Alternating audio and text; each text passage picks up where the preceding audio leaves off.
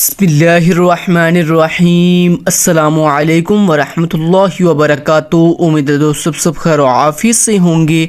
आज के अपने इस वीडियो के अंदर मैं आपको CS 304 object oriented and programming और इसका जो प्रैक्टिकल सब्जेक्ट है CS 304P दोनों की प्रिपरेशन करवाऊंगा।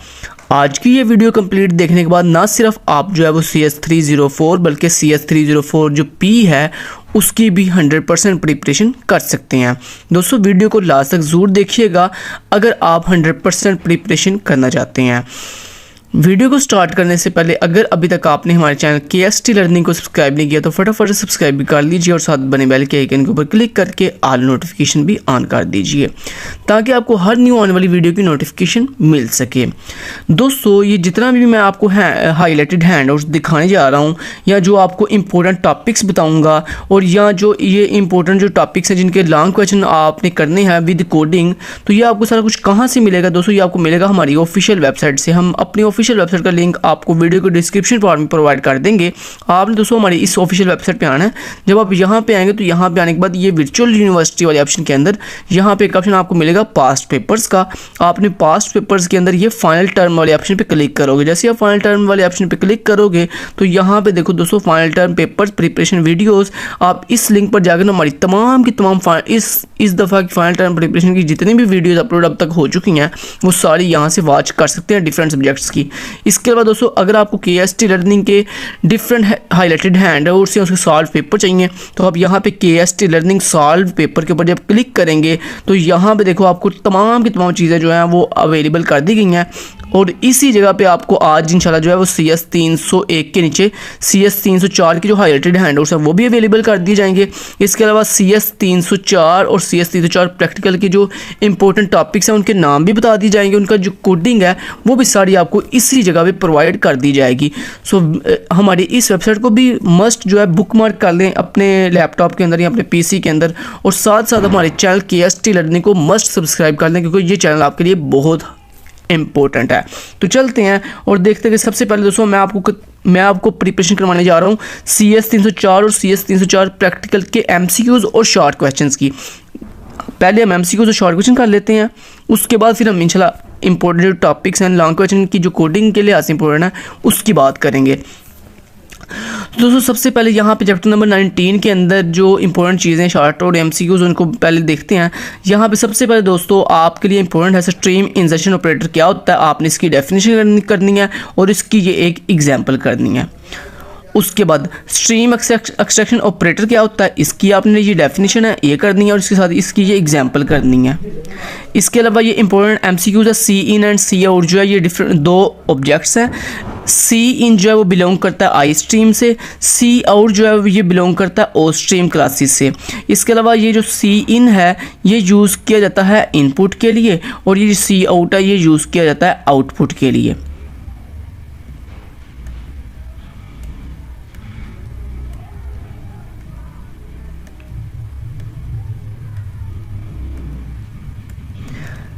ले जी लेक्चर 20 पे हम आ चुके हैं। लेक्चर 19 के जो अंदर जो इंपॉर्टेंट डेफिनेशन और MCQ से वो मैंने आपको बता दी हैं। उसके बाद लेक्चर 20 की अगर बात करें तो लेक्चर 20 के अंदर सबसे पहला जो डेफिनेशन दोस्तों वो है जी सब्सक्रिप्ट ऑपरेटर। ये सब्सक्रिप्ट ऑपरेटर की आपने ये डेफिनेशन करनी है और इसकी ये छोटी सी एग्जाम्पल है ये साथ आपने करनी है।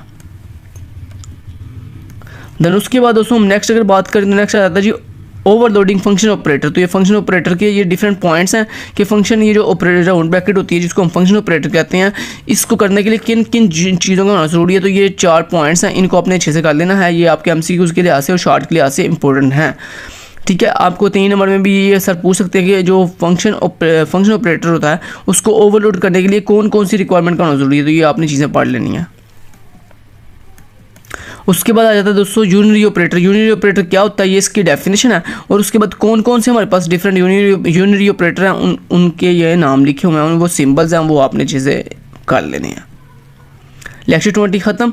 लेक्चर 21 की बात करते हैं। सबसे पहले दोस्तों आपको पता हो पोस्ट फिक्स इंक्रीमेंट और पोस्ट फिक्स डिक्रीमेंट ऑपरेटर में क्या डिफरेंस है, ये आपने करनी है दोनों डेफिनेशंस।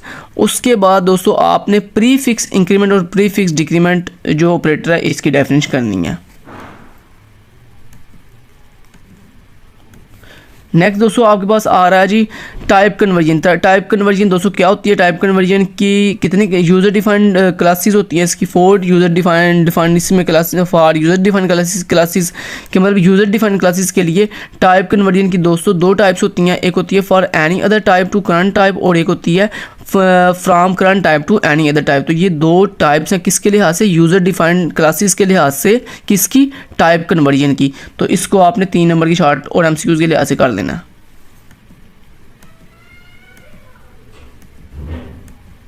ये जो हमारे KST लर्निंग के हाईलाइटेड हैंडआउट्स हैं ये आपके लिए बहुत हेल्पफुल है, क्योंकि इसमें एक चीज़ जो है वो आपको ब्रीफ एक्सप्लेन की गई है। उसके बाद दोस्तों नेक्स्ट आपने करना है इनहेरिटेंस इन क्लासेस। इनहेरिटेंस क्या होती है, ये इसकी डेफिनेशन है। UML नोटेशन क्या होती है, मतलब अगर आपको एक इनहेरिटेंस की थ्योरेटिकल कंसेप्ट दिया जाए और आप कहा जाए कि इसकी UML नोटेशन बनाओ, तो इसकी डायग्राम, UML कहते हैं इनहेरिटेंस की डायग्राम क्रिएट करना नोटेशन के थ्रू, तो ये आपने डायग्राम करनी है इसकी।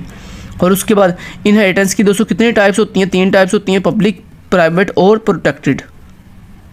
इनहेरिटेंस के 3 टाइप्स के नाम है। उसके बाद इस रिलेशनशिप की डेफिनेशन करनी है आपने, ठीक है जी। और उसके बाद इस रिलेशन की एक छोटी सी जो है वो एग्जांपल दी गई है, ये आपने करनी है। उसके बाद एक्सेसिंग मेंबर्स क्या होते हैं, इनकी आपने डेफिनेशन करनी है। एक्सेसिंग मेंबर्स के अंदर पहले पब्लिक एक्सेस स्पेसिफायर था, उसकी आपने डेफिनेशन की। उसके बाद यहाँ पे एलोकेशन इन मेमोरी, मतलब मेमोरी के अंदर एलोकेशन कैसे की जाती है, उसकी ये डिफरेंट जो है वो कुछ पॉइंट्स हैं, ठीक है। ये आपने लाइन रीड कर लेनी है। उसके बाद दोस्तों कंस्ट्रक्टर क्या होता है, इसकी आपने ये लाइन रीड करनी है। कंस्ट्रक्टर ये डेफिनेशन लिखी हुई है। उसके बाद ये भी कंस्ट्रक्टर के पॉइंट्स हैं, ये कंस्ट्रक्टर से रिलेटेड जो है डिफरेंट पॉइंट्स हैं, ये आपने अच्छे से पढ़ लेने हैं। उसके बाद दोस्तों कंस्ट्रक्टर डिफरेंट तरह के टाइप्स होती हैं कंस्ट्रक्टर की। एक होता है डिफ़ॉल्ट कंस्ट्रक्टर, एक होता है इम्प्लिसिट डिफ़ॉल्ट कंस्ट्रक्टर, और एक होता है एक्सप्लिसिट डिफ़ॉल्ट कंस्ट्रक्टर। तो डिफ़ॉल्ट कंस्ट्रक्टर की ये 3 टाइप्स हैं। सो आपने इनको अच्छे से पढ़ लेना है। ये आपको 3 नंबर में पूछा जाता था कि इन तीनों में क्या डिफरेंस है। उसके बाद दोस्तों बेस क्लास इनिशियलाइजर क्या होता है, इसकी आपने डेफिनेशन पढ़ लेनी है। देन उसके बाद बेस क्लास इनिशियलाइज़र का ये MCQs पॉइंट्स कुछ लिखे हुए हैं, ये आपने MCQs के हवाले से पढ़ लेने हैं इनको। उसके बाद ये भी कुछ पॉइंट्स हैं इनिशियलाइजिंग मेंबर्स के रिलेटेड के, मतलब जब हम अपने मेंबर्स इनिशियलाइज करते हैं तो उसके कुछ पॉइंट्स हैं, ये 2 ये आपने पढ़ लेने हैं, MCQs के लिए इंपॉर्टेंट है। उसके बाद डिस्ट्रक्टर क्या होता है, ये डिस्ट्रक्टर की आपने डेफिनेशन पढ़ लेनी है। लेक्चर 23 की बात करते हैं।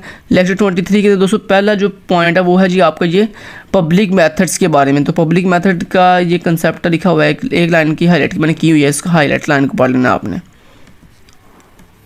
उसके बाद दोस्तों नेक्स्ट हमारे पास आ रहा जी ये वाला प्रोटेक्टेड एक्सेस स्पेसिफायर से रिलेटेड पॉइंट, ये आपने पढ़ लेना। उसके बाद ये प्रोटेक्टेड मेंबर्स के बारे में कुछ एक और पॉइंट लिखा हुआ है, इसको आपने पढ़ लेना। तो ये प्रोटेक्टेड एक्सेस स्पेसिफायर के बारे में बात कर रहा है। उसके बाद डिसएडवांटेजेस ऑफ प्रोटेक्टेड मेंबर्स। तो दोस्तों प्रोटेक्टेड मेंबर्स का एक ही डिसएडवांटेज होता है, क्या भला, ब्रेक्स इनकैप्सुलेशन के। ये जो है ना, अगर आप प्रोटेक्टेड मेंबर्स यूज़ करते हैं तो उसकी वजह से हमारी जो इनकैप्सुलेशन है वो ब्रेक हो जाती है। उसके बाद इस रिलेशनशिप क्या होता है, ये आपने करना है। और ये जो इसकी डायग्राम है इस रिलेशनशिप वाली, ये करनी है आपने। उसके बाद इस रिलेशनशिप के ये कुछ पॉइंट्स हैं, ठीक है, आपने ये जो ऊपर अभी डायग्राम किया उससे रिलेटेड ये पॉइंट्स हैं। उसके बाद जनरली बस आपने ये कंसेप्ट है MCQs के लिहाज से ये आपने कवर करना है कि ड्राइव्ड क्लास का जो ऑब्जेक्ट होता है वो असल में बेस क्लास की किस्म होती है। देन ये भी ये वही बात लिखी हुई है, derived class is a base class, के basically derived class base class होती है। देन लेक्चर 24 पे दोस्तों अगर हम आएँ तो सबसे पहले इज़ अ रिलेशनशिप की ये डेफिनेशन लिखी हुई है, इसको आपने पढ़ना है। उसके बाद कॉपी कंस्ट्रक्टर की ये डेफिनेशन है, ये आपने करनी है, ठीक है जी। अभी कोडिंग का नहीं बता रहा, अभी कोडिंग का लास्ट में बताऊंगा, मतलब कि इस चैप्टर में कौन सा कोडिंग वाला लॉन्ग क्वेश्चन आपने करना है तो वो बाद में बताऊंगा। अभी सिर्फ आपको शॉर्ट क्वेश्चन 3 नंबर के और MCQs बस बता रहा हूँ ज़्यादा, ठीक है। ज़्यादा चीज़ें यहाँ पे MCQs टाइप हैं। शॉर्ट क्वेश्चन 3 नंबर के डेफिनेशन में आएंगे सिर्फ, और वो डेफिनेशन थोड़ी ही हैं। ज़्यादा पॉइंट जो है ना वो रीडिंग मटेरियल के लिए हैं। जैसे मैंने आपको कुछ पॉइंट्स ऊपर बताए हैं, वो जस्ट आपने ओनली रीडिंग करनी है ताकि आपके MCQs कवर हो जाए। उसके बाद दोस्तों शैलो कॉपी की ये डेफिनेशन है, ये आपने कर लेनी है। उसके बाद यहाँ पे और जो है ना वो कुछ भी इम्पोर्टेंट नहीं है।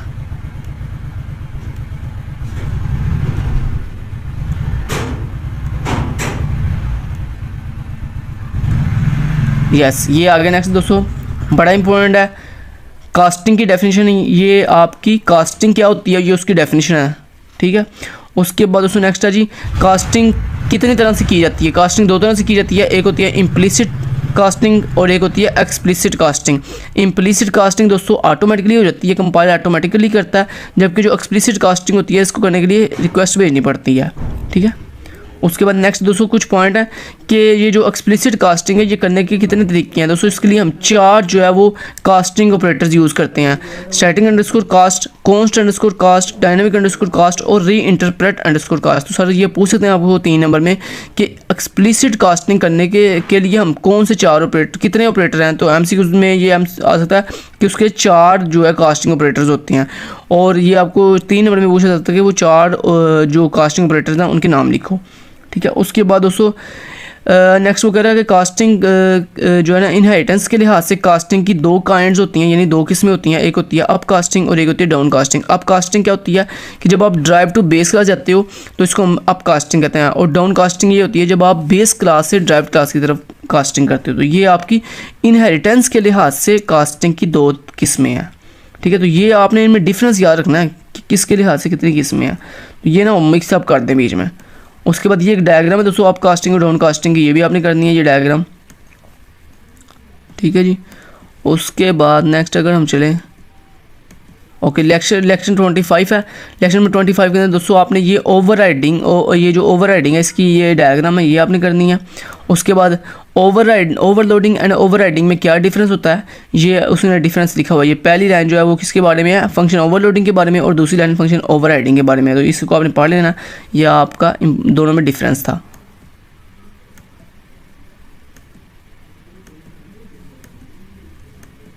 उसके बाद हायरार्की ऑफ इनहेरिटेंस। दोस्तों इनहेरिटेंस की हायरार्की क्या होती है, ये बेसिकली हायरार्की की डायग्राम है। बस इस डायग्राम को आपने एक दफ़ा देख लेना है, इस डायग्राम से आपको समझ आ जाएगी। ये देखो सबसे पहले ग्रैंड पेरेंट क्या है।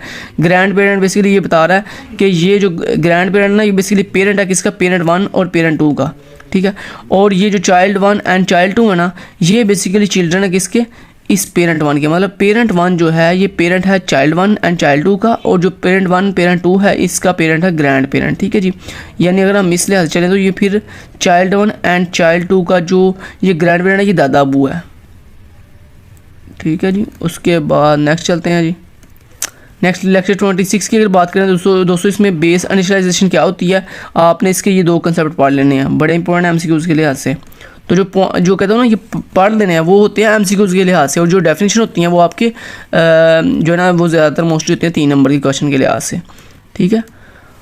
अच्छा उसके बाद दोस्तों टाइप्स ऑफ इनहेरिटेंस कितनी होती हैं, 3 टाइप्स ऑफ इनहेरिटेंस होती है। तो MCQs में आपको आ सकता है कि इनहेरिटेंस की कितनी टाइप्स हैं, 3 टाइप्स होती हैं। उसके बाद आपको पेपर में 3 नंबर पूछा जाता है कि उन 3 टाइप्स के नाम लिखो। तो public, protected and private inheritance होती है।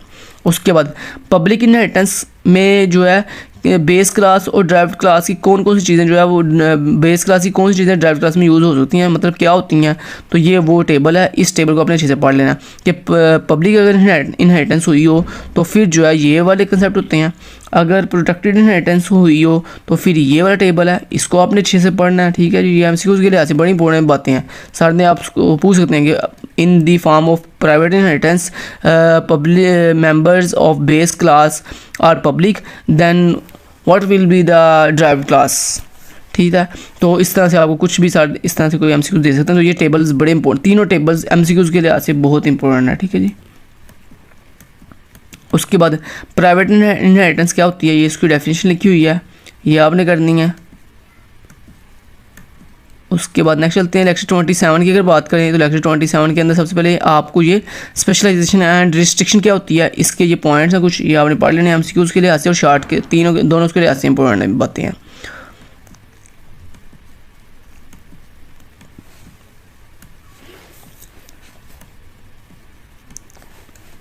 उसके बाद प्रोटेक्टेड इनहेरिटेंस है दोस्तों, ये प्रोटेक्टेड इनहेरिटेंस है, इसको आपने जो है बस रीड करना है, ओनली स्टडी करनी है इसकी, और कुछ भी नहीं है इसमें। प्रोटेक्टेड इनहेरिटेंस में और कुछ भी नहीं है, बस आपने इसकी रीडिंग कर लेनी है। अच्छा उसके बाद उसको comparison of public, protected and private inheritance, तो इनके दरमियान क्या डिफरेंस है public, protected and private inheritance में। तो ये पूरा का पूरा चार्ट बनाया हुआ है सर ने, इसको आपने अच्छे से देख लेना है, ये आपके MCQ के लिहाज से बहुत इंपॉर्टेंट है। लेक्चर 28 की अगर बात करें तो इसमें सबसे पहले हमारा क्या इंपॉर्टेंट है वो देख लेते हैं। तो सबसे पहले यहाँ पे दोस्तों लेक्चर 28 के अंदर दोस्तों पॉलीमॉर्फिज्म की डेफिनेशन है, ये आपने करनी है, पॉलीमॉर्फिज्म की डेफिनेशन। ठीक है जी। उसके बाद वर्चुअल फंक्शंस क्या होते हैं, ये उसके 2 पॉइंट हैं, ये आपने अच्छे से पढ़ने हैं, एमसीक्यूज और शॉर्ट के लिहाज से इंपॉर्टेंट है। देन उसके बाद दोस्तों यहाँ पे ये बड़े इंपॉर्टेंट पॉइंट है एमसीक्यूज के लिहाज से कि स्टैटिक वर्सेस डायनामिक बाइंडिंग क्या होती है। दोस्तों स्टैटिक बाइंडिंग जो होती है इसको हम अर्ली बाइंडिंग भी कहते हैं और डायनामिक बाइंडिंग को हम लेट बाइंडिंग कहते हैं। तो मैंने आपकी आसानी के लिए देखें को वो चीज़ें जो ज़्यादा इंपॉर्टेंट थी वो मैंने यहाँ पे साथ लिख भी दी हैं। स्टैटिक बाइंडिंग दोस्तों कब की जाती है, जब हमारी कंपाइल टाइम के ऊपर स्टैटिक बाइंडिंग की जाती है, और डायनामिक बाइंडिंग कब की जाती है, ये रन टाइम के ऊपर की जाती है। तो ये बड़े इंपॉर्टेंट 2 पॉइंट हैं एमसीक्यूज के लिहाज से, वेरी वेरी वेरी इंपॉर्टेंट है, तो ये आपने अच्छे से करने हैं। उसके बाद नेक्स्ट चलते हैं लेक्चर 29 की अगर बात करें तो लेक्चर 29 के अंदर सबसे पहले दोस्तों ये जो डेफिनेशन है ये बड़ी इंपॉर्टेंट है। सबसे पहले कंक्रीट क्लास क्या होती है, ये कंक्रीट क्लास की ये डेफिनेशन नंबर 1 है।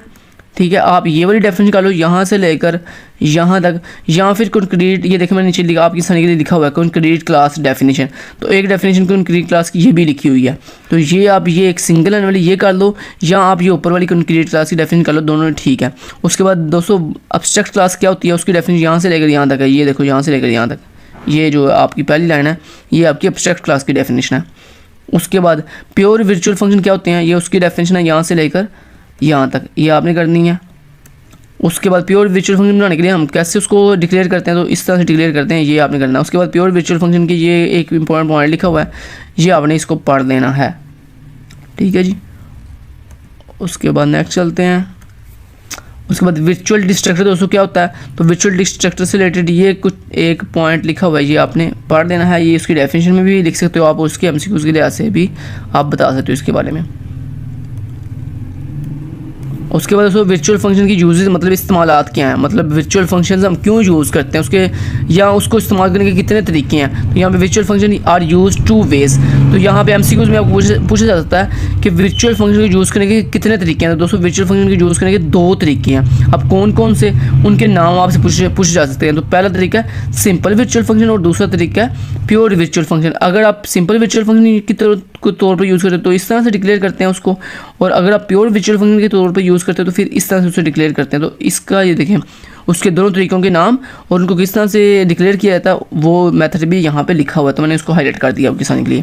तो ये इंपॉर्टेंट है, आपका शॉर्ट क्वेश्चन भी बन सकता है और लॉन्ग क्वेश्चन भी बन सकता है, सॉरी लॉन्ग कह रहा हूँ, एमसीक्यूज में भी आ सकता है। उसके बाद दोस्तों वी टेबल क्या होता है, ये वी टेबल की डेफिनेशन है, ये आपने पढ़नी है अच्छे से। वी टेबल की डेफिनेशन ये लिखी हुई है। उसके बाद डायनामिक बाइंडिंग डिस्पैचिंग क्या होती है, तो ये उसका एक पॉइंट लिखा हुआ है, ये आपने पढ़ लेना है। उसके बाद दोस्तों in case of virtual function कहते हैं, जब हम वर्चुअल फंक्शन यूज़ करते हैं तो तब जो है हमारा कंपाइलर किस तरह से हमारे कोड को जनरेट करता है, मतलब क्या उसका सीक्वेंस होता है। तो ये उसके 3 पॉइंट्स हैं, ये आपको 3 नंबर में पूछे जा सकते हैं कि in the case of virtual functions compiler generate code, तो कंपाइलर किस तरह से जनरेट कोड करता है जब हम वर्चुअल फंक्शन यूज़ करते हैं। तो उसके 3 पॉइंट हैं। सबसे पहले एक्सेस द ऑब्जेक्ट, फिर access the associated V table, फिर कॉल द प्रोपशिएट फंक्शन। तो ये 3 पॉइंट आपने 3 नंबर में पूछ सकते हैं आपसे। उसके बाद लास्ट में कंक्लूजन है। कंक्लूजन बेसिकली क्या है, डिसएडवांटेज ऑफ वर्चुअल फंक्शन, मतलब आपको पेपर में इस तरह से भी आ सकता है कि वर्चुअल फंक्शन के डिसएडवांटेजेस लिखो। तो दोस्तों बेसिकली ये जो कंक्लूजन लिखी हुई है ना 2 पॉइंट में, ये बेसिकली दोनों पॉइंट आपके डिसएडवांटेज के लिए आज से बड़े इंपॉर्टेंट है। तो आपको वर्चुअल फंक्शन की अगर पेपर में आता है 2-3 नंबर में कि वर्चुअल फंक्शन के डिसएडवांटेजेस लिखो, तो आपने ये 2 पॉइंट लिख के आ जाने हैं। उसके बाद लास्ट पे ये एक लाइन लिखी हुई है मोरल के लिहाज से, ये इंपॉर्टेंट आपके एमसीक्यूज के लिहाज से, इसको पढ़ लीजिएगा एक दफ़ा। उसके बाद लेक्चर नंबर 30 में दोस्तों कुछ भी इंपॉर्टेंट नहीं है, इसमें बेसिकली एक केस स्टडी है जो हमने करनी है, और वो केस स्टडी लॉन्ग के लिहाज से इंपॉर्टेंट है। तो इसको ये चैप्टर पूरा ऐसे ही है, इसको बस हमने ऐसे स्किप कर देना। लेक्चर 31 पे चलते हैं। लेक्चर 31 के अंदर दोस्तों सबसे पहले आपकी मल्टीपल इनहेरिटेंस क्या होती है, ये उसकी डेफिनेशन है यहाँ से लेकर यहाँ तक। और उसके बाद ये इसकी डायग्राम है मल्टीपल इनहेरिटेंस की, आपने ये डायग्राम अच्छे से कर लेनी है। उसके बाद ये एक पॉइंट लिखा हुआ है एमसीक्यूज के लिए आज इंपॉर्टेंट है, इसको पढ़ लेना आपने। उसके बाद अगर दोस्तों हम मल्टीपल इनहेरिटेंस करते हैं तो हमें कौन कौन सी प्रॉब्लम्स फेस करनी पड़ती हैं, ये 3 नंबर में आपको पूछा जा सकता है। तो ये आपने पॉइंट्स पढ़ लेने हैं 2, ये आपको 3 नंबर में पूछे जा सकते हैं कि जब हम मल्टीपल इनहेरिटेंस करते हैं तो उसकी वजह से हमें कौन कौन सी प्रॉब्लम फेस करनी पड़ती हैं।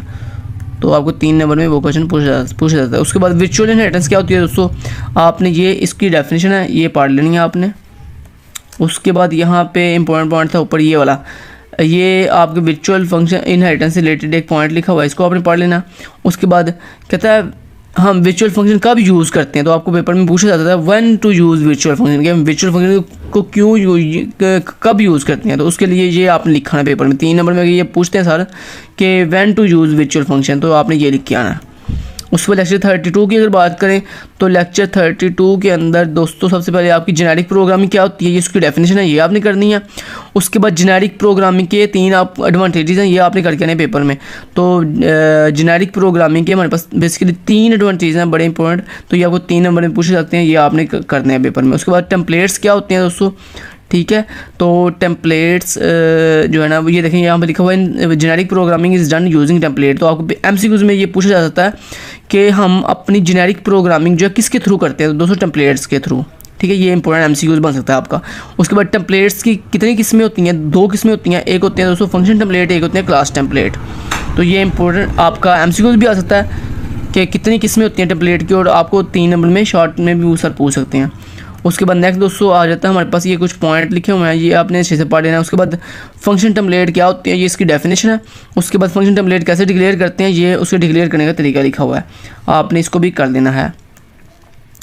देन उसके बाद नेक्स्ट अगर चलें तो देखिए मैंने सिर्फ वही चीज़ें हाईलाइट की हुई हैं जो इंपॉर्टेंट है आपके। नेक्स्ट लेक्चर 33 आ गया।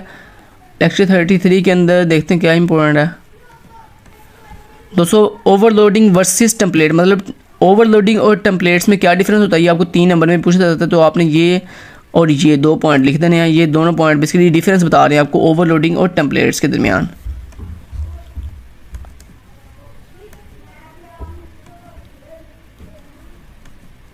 देन उसके बाद लेक्चर 34 स्टार्ट हो गया।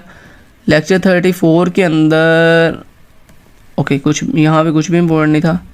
लेक्चर 34 की अगर बात करें दोस्तों हम, तो ये देखें लेक्चर 34 के अंदर ये पॉइंट इंपॉर्टेंट है, क्या बोला, क्लास टेम्पलेट क्या होता है। तो क्लास टेम्पलेट की ये डेफिनेशन है, आपने ये डेफिनेशन करनी है क्लास टेम्पलेट की, ठीक है। उसके बाद ये class template definition class template as follows, और उसके बाद ये क्लास टेम्पलेट को बनाने का तरीका है, मतलब डिक्लेयर करने का तरीका। तो ये आपने इसका तरीका देख लेना है कि किस तरह से क्लास टेम्पलेट बनाई जाती है। तो क्लास टेम्पलेट की डेफिनेशन और उसके बाद उसको बनाने का तरीका ये लिखा हुआ था ऊपर, तो उसको आपने अच्छे से कर लेना। उसके बाद लेक्चर ख़त्म, बस उसमें यही इंपॉर्टेंट था। लेक्चर 35 की अगर बात करें तो लेक्चर 35 के अंदर दोस्तों और ये जो मैंने आपको हाईलाइटेड चीज़ें करवाई हुई हैं, इंशाल्लाह आप अगर ये कर लेते हो तो 100% मार्क्स आप गेन कर लोगे, अगर ये मेरी बताई हुई आप सारे इंशाल्लाह जो कर लेते हो। तो यहाँ पे दोस्तों next point important point two note, ये आपने 2 पॉइंट हैं, इसको पढ़ लेना एक दफ़ा, आपके एमसीक्यूज़ के लिए ऐसे इंपॉर्टेंट है ये 2 पॉइंट। उसके बाद नेक्स्ट चलते हैं जी। नेक्स्ट उसमें कुछ भी इंपॉर्टेंट नहीं था। लेक्चर 36 की बात करते हैं। लेक्चर 36 के अंदर दोस्तों हमारे पास क्या चीज़ इंपॉर्टेंट है उसको देख लेते हैं। लेक्चर 36 के अंदर दोस्तों पार्शियल स्पेशलाइजेशन क्या होती है, ये इसकी डेफिनेशन है, आपने इसकी डेफिनेशन कर लेनी है। उसके बाद दोस्तों ये आपके एमसीक्यूज़ के लिए ऐसे बड़े इंपॉर्टेंट पॉइंट है कि आपको एक टेम्पलेट दिया जाए और पूछा जा सकता है कि ये क्या है, ये एक जनरल टेम्पलेट है, ये एक पार्शियल स्पेशलाइजेशन है, ये एक कंप्लीट स्पेशलाइजेशन है, क्या है। तो आपने उसमें से बताना होगा कि उसको देखकर जो है वो एमसीक्यूज़ नीचे टिक करना होगा कि ये एक पार्शियल स्पेशलाइजेशन है, ये कंप्लीट स्पेशलाइजेशन है या फिर जनरल टेम्पलेट है। तो ये आपका बड़ा इंपॉर्टेंट एमसीक्यूज़ है, इसको आपने चेक कर लेना है। उसके बाद ऊपर ये पार्शियल स्पेशलाइजेशन की डेफिनेशन है, इसके अलावा कंप्लीट स्पेशलाइजेशन की डेफिनेशन आपने कर लेनी है। यहाँ पे कंप्लीट स्पेशलाइजेशन की डेफिनेशन वैसे तो नहीं लिखी हुई यहाँ पे हैंड नोट्स में, तो आपने इंटरनेट से सर्च करके जो है कंप्लीट स्पेशलाइजेशन की डेफिनेशन कर लेनी है, इंपॉर्टेंट है आपके उसके लिहाज से, शॉर्ट के लिहाज से। नेक्स्ट लेक्चर 37 की बात करते हैं। लेक्चर 37 के अंदर दोस्तों आपका जो है ना रीसोल्यूशन आर्डर बड़ा इंपॉर्टेंट है आपके 3 नंबर के लिहाज से। ये देखो सर पूछ सकते हैं आपको कि रीसोल्यूशन आर्डर क्या होता है, मतलब जब हम दोस्तों ऑर्डिनरी फंक्शन यूज़ करें एक साथ, जब हम कंप्लीट स्पेशलाइजेशन, पार्शियल स्पेशलाइजेशन और जनरल टेम्पलेट जब यूज़ करते हैं तो हमारा कंपाइलर किस तरतीब से लेके चलता है उनको। दोस्तों कंपाइलर सबसे पहले आपका ऑर्डिनरी फंक्शन रन करता है, फिर कंप्लीट स्पेशलाइजेशन रन करता है, फिर पार्शियल स्पेशलाइजेशन रन करता है और फिर चौथे नंबर पे जेनेरिक टेम्पलेट रन करता है। तो ये मैंने नंबरिंग भी साथ दे दिया 1 2 3 4, मतलब सबसे हाई प्रायोरिटी होती है इसकी ऑर्डिनरी फंक्शन की, दूसरे नंबर पे हाई प्रायोरिटी होती है कंप्लीट स्पेशलाइजेशन की, तीसरे नंबर पे पार्शियल स्पेशलाइजेशन और चौथे नंबर पे जेनेरिक टेम्पलेट। तो आपने इस तरतीब को याद रखना है। ये आपको 3 नंबर में या फिर सर एमसीक्यूज में भी पूछ सकते हैं इनकी डिस्ट्रीब्यूशन ऑर्डर।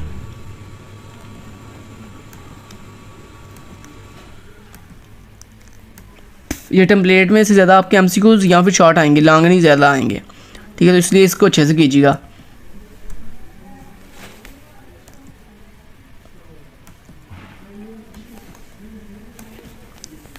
उसके बाद यहाँ पे लेक्चर 38 में दोस्तों कुछ भी नहीं था और कुछ इंपॉर्टेंट। उसके बाद लेक्चर नंबर 39 की अगर बात करें तो लेक्चर नंबर 39 के अंदर भी कुछ ज़्यादा ख़ास इंपॉर्टेंट नहीं है। चलते हैं, कोई क्या चीज़ इंपॉर्टेंट है वो देखें, पढ़ लेते हैं। अच्छा, सबसे पहले दोस्तों टेम्पलेट के एडवांटेजेस, मतलब टेम्पलेट जब हम यूज़ करते हैं तो उसके हमें क्या क्या एडवांटेज हैं, वो एडवांटेजेस लिखे हुए हैं। उसके बाद टेम्पलेट के हमें डिसएडवांटेज क्या हैं, ये भी आपने अच्छे से कर लेने हैं, ये पढ़ लेने हैं, ठीक है। तो ये आपके कुछ डिसएडवांटेज हैं टेम्पलेट्स के, वो आपने पढ़ लेने हैं। उसके बाद यहाँ पे कुछ भी इम्पोर्टेंट नहीं है। उसके बाद दोस्तों नेक्स्ट लेक्चर स्टार्ट हो गया, लेक्चर नंबर 40।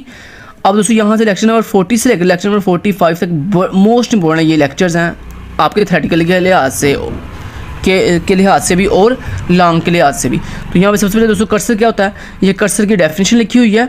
उसके बाद एग्रीगेट ऑब्जेक्ट क्या होता है, ये एग्रीगेट ऑब्जेक्ट की भी मतलब इन 2 लाइन्स में, पहली लाइन में ये कर्सर की डेफिनेशन है, दूसरी लाइन में ये एग्रीगेट ऑब्जेक्ट की डेफिनेशन है। उसके बाद कर्सर के लिए हम कौन कौन से फंक्शन यूज़ करते हैं, ये उन 3 फंक्शन के नाम लिखे हुए हैं। तो ये आपने एक दफ़ा बस पढ़ लेने हैं। उसके बाद कुछ भी इसमें इंपॉर्टेंट नहीं है।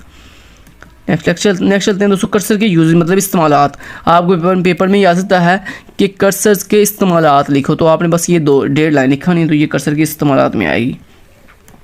उसके बाद दोस्तों ये कर्सर कैसे बनाया जाता है, उसकी ये डायग्राम है, ये डायग्राम आपने कर लेनी है, ठीक है जी। उसके बाद दोस्तों कर्सर की कंक्लूजन, मतलब फाइनली ये देखें सर ने लिखा था कर्सर कंक्लूजन, लेकिन मैंने आपकी आसानी के लिए देखें यहाँ पे लिख दिया है कि ये बेसिकली ना कर्सर के एडवांटेजेस और डिसएडवांटेजेस हैं। अगर आपको कर्सर के एडवांटेजेस और डिसएडवांटेजेस आते हैं तो दोस्तों इसके ना 3 यहाँ से लेकर यहाँ तक एडवांटेजेस हैं, मतलब ये वाली पूरी लाइन यहाँ तक और उसके बाद ये वाली पूरी लाइन, मतलब यहाँ से लेकर यहाँ तक और यहाँ से लेकर यहाँ तक। तो ये 2 एडवांटेज हो गए। तो ये पहला एडवांटेज होगा कर्सर का और ये दूसरा एडवांटेज हो गया। उसके बाद ये जो लास्ट वाला पॉइंट ना, यहाँ से लेकर यहाँ तक, ये देखो यहाँ से लेकर यहाँ से लेकर यहाँ तक, ये लास्ट वाली जो लाइन है हाईलाइट की हुई है, ये इसका बेसिकली कर्सर का डिसएडवांटेजेस है, ठीक है। तो ये मैंने आपके आसानी के लिए देखें साथ मैंने हाईलाइट भी कर दिया कि ये एडवांटेजेस हैं और ये डिसएडवांटेज हैं। उसके बाद दोस्तों व्हाट इज़ आइटरेटर, ये आइटरेटर की डेफिनेशन है, आपने इसको पढ़ लेना है। जो मैंने ये हाईलाइट सिर्फ 2.5 लाइन की है, इसको अपने अच्छे से पढ़ लेना। उसके बाद दोस्तों जेनेटिक आइटरेटर, या जिसको हम जनरल आइटरेटर कहते हैं, इसकी ये डेफिनेशन लिखी हुई है, आपने इसको पढ़ लेना है 2.5 लाइन की।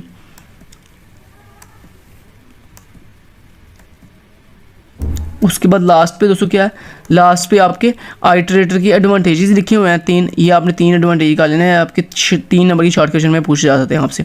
उसके बाद lecture number 41 most important lecture है, ठीक है, थ्योरेटिकल के लिहाज से, ठीक है। तो यहाँ पे सबसे पहले आपका एमसीक्यू बन क्या सकता है कि स्टैंडर्ड टेम्पलेट लाइब्रेरी का शॉर्ट फॉर्म क्या होता है, तो STL स्टैंड फॉर, यहाँ इसका शॉर्ट आपको स्टैंड फॉर पूछा जाता है।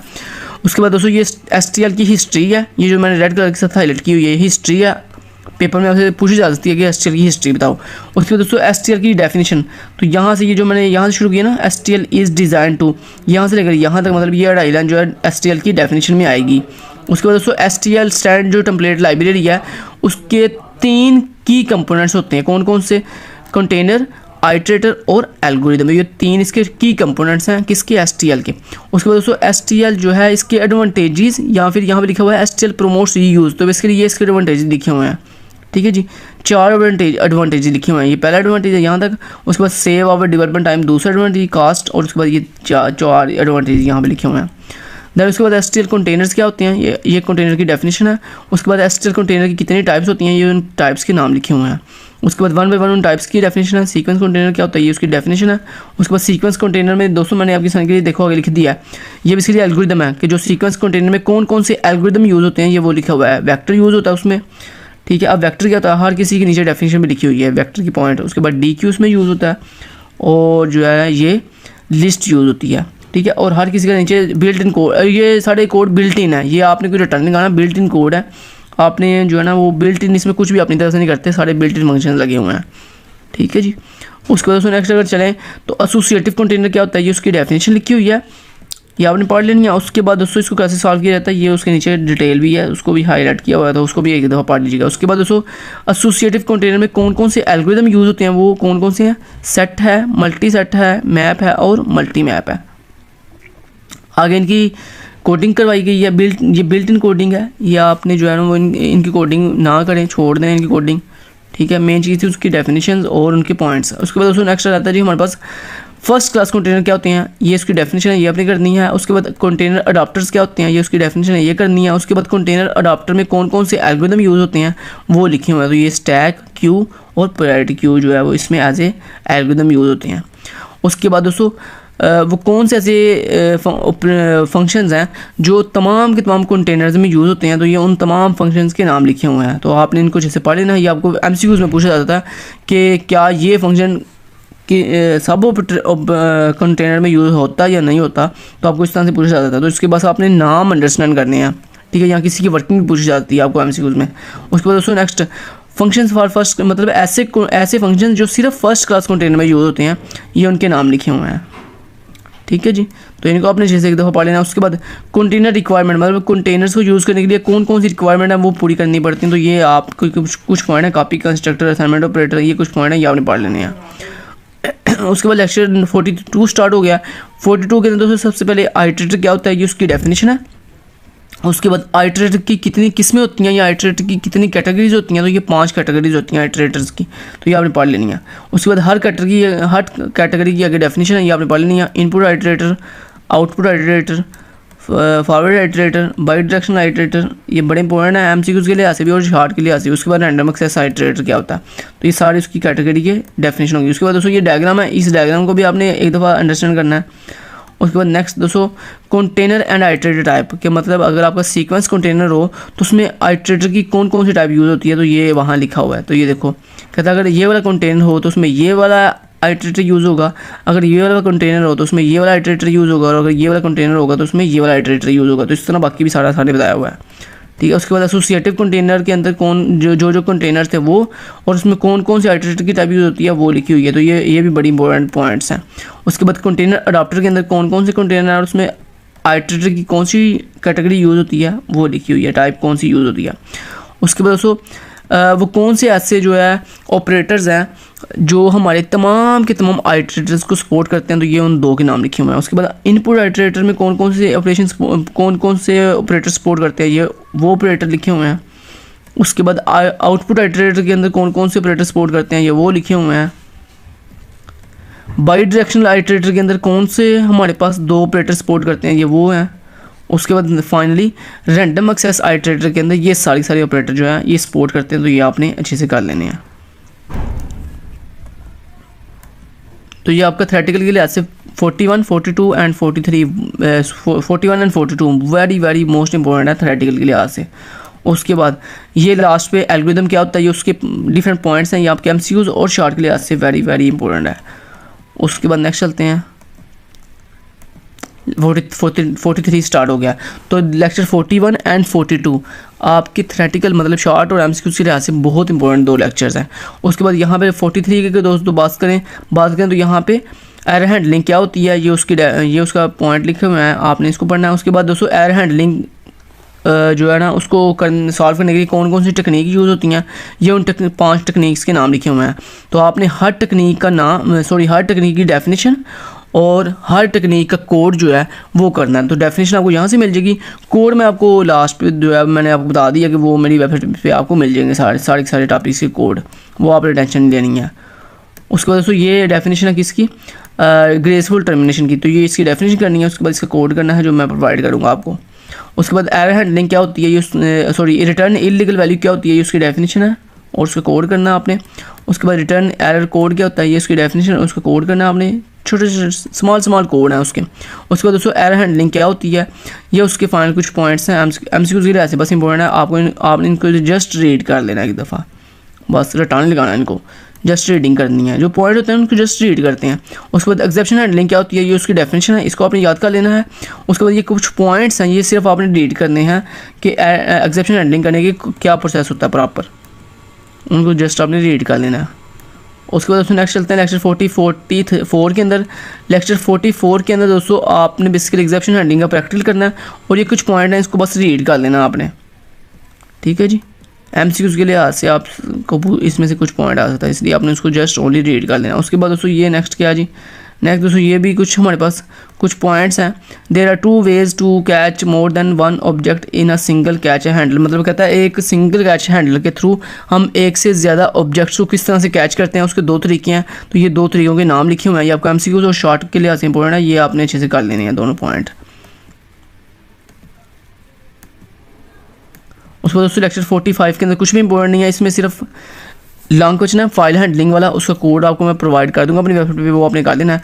ले यहाँ तक आपकी जो दोस्तों CS 304 और CS 304 प्रैक्टिकल के जो MCQs और शॉर्ट थे वो मैंने आपको सारे बता दिए हैं। अब यहाँ पे और कुछ भी इंपॉर्टेंट नहीं है, शॉर्ट और MCQs आपके प्रिपेयर हो गए। अब चलते हैं लॉन्ग क्वेश्चन पे कि हमारे सबसे पहले बात करते हैं CS 304 की, कि CS 304 के लिहाज से वो कौन कौन से लॉन्ग क्वेश्चन है जो इंपॉर्टेंट है, जिनका हमने कोडिंग करनी है।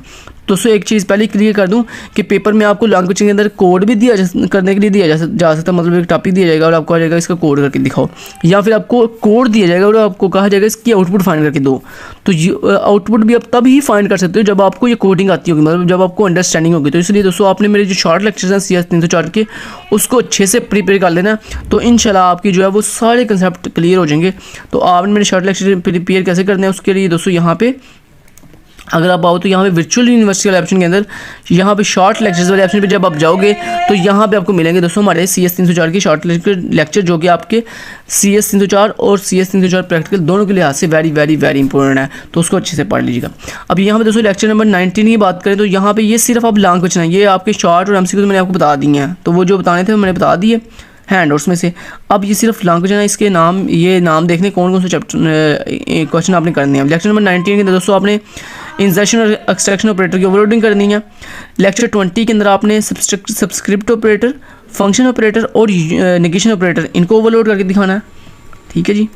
तो आपको अब चाहे पेपर में कोडिंग करने के लिए कही जाए या आप कोड दिया जाए और आपको कहा जाए कि इसके आउटपुट फाइंड करो, तो अगर आपने ये जो मैंने आपको हर लेक्चर के अंदर ये जो टॉपिक बता रहा हूँ, अगर आपने इनके अच्छे से कंसेप्ट ले लिए तो आपको चाहे कोई भी कोड आ गया आप उसकी आउटपुट भी इजीली फाइंड कर सकोगे अगर आपको कंसेप्ट क्लियर हो गया तो। उसके बाद दोस्तों लेक्चर 21 के अंदर आपने यूनिटी ऑपरेटर को ओवरलोड करना है और साथ ही साथ आपने टाइप कन्वर्जन करके दिखानी है। लेक्चर 23 की अगर बात करें तो इसमें बेसिकली हमारे पास डिफरेंट तरह के एक्सेस स्पेसिफायर्स हैं, मतलब accessing base class member function in drive class किस तरह की जाती है, implicit and explicit type casting क्या होती है ये करनी है आपने। उसके बाद लेक्चर 24 के ये कुछ इंपॉर्टेंट टॉपिक लिखे हुए हैं, ठीक है जी। उसके बाद ये टॉपिक के नाम भी मैं आपको अपनी वेबसाइट के ऊपर प्रोवाइड कर दूंगा, तो यहाँ पे तो आप वहाँ से देख सकते हैं सारे, ठीक है जी। तो ये दोस्तों कुछ इंपॉर्टेंट टॉपिक्स है आपके किसके लिहाज से, CS 304 के लिहाज से। अब मैं बात करता हूँ CS 304 प्रैक्टिकल के लिहाज से। तो CS 304 प्रैक्टिकल में चूँकि लेक्चर 1 से लेकर लेक्चर 45 तक सारे लेक्चर इंक्लूड होंगे, तो दोस्तों ये वो आपके लेक्चर 1 से लेकर लेक्चर 45 तक ये सारे वो टॉपिक्स हैं जो आपके CS 304 प्रैक्टिकल के लिहाज से इंपॉर्टेंट हैं, ठीक है जी। तो ये भी सारे के सारे टॉपिक्स के नाम मैं आपको अपनी वेबसाइट के ऊपर जो है प्रोवाइड कर दूंगा। उम्मीद करता हूँ आज की ये प्रिपरेशन वीडियो आपके लिए काफ़ी हेल्पफुल रही होगी, जिसमें आपको CS 304 और CS 304 प्रैक्टिकल के सारे MCQs, सारे के सारे शॉर्ट क्वेश्चन इंपॉर्टेंट जो थे वो मैंने हाईलाइट करवा के बता भी दिए हैं कैसे क्या करने थे। उसके बाद जो दोनों सब्जेक्ट्स के जो इंपॉर्टेंट लॉन्ग क्वेश्चन थे वो मैंने आपको यहाँ पर देखे चैप्टर वाइज जो है बता दी है कि इसमें ये कोडिंग आपने ये टॉपिक की कोडिंग आपने करनी है, और इन टॉपिक्स के नाम और इनकी कोडिंग आपको हमारी वेबसाइट के इस पेज के ऊपर, ये जो मैंने आपको वो पेज बताया था KST लर्निंग सॉल्व पेपर्स वाला, इस पे आपको प्रोवाइड कर दी जाएंगे और साथ साथ हाईलाइटेड हैंडआउट्स भी प्रोवाइड कर दी जाएंगे। तो इंशाल्लाह आप इस यहाँ पे आएँ, सारी चीज़ें डाउनलोड करें, उनको अच्छे से प्रिपेयर करें, 100% मार्क्स गेन करें और फाइनली जो है KST लर्निंग की वेबसाइट को भी और KST लर्निंग के ऑफिशियल यूट्यूब चैनल को भी सपोर्ट करें। Thank you so much, till then guys, take care, अल्लाह हाफिज़।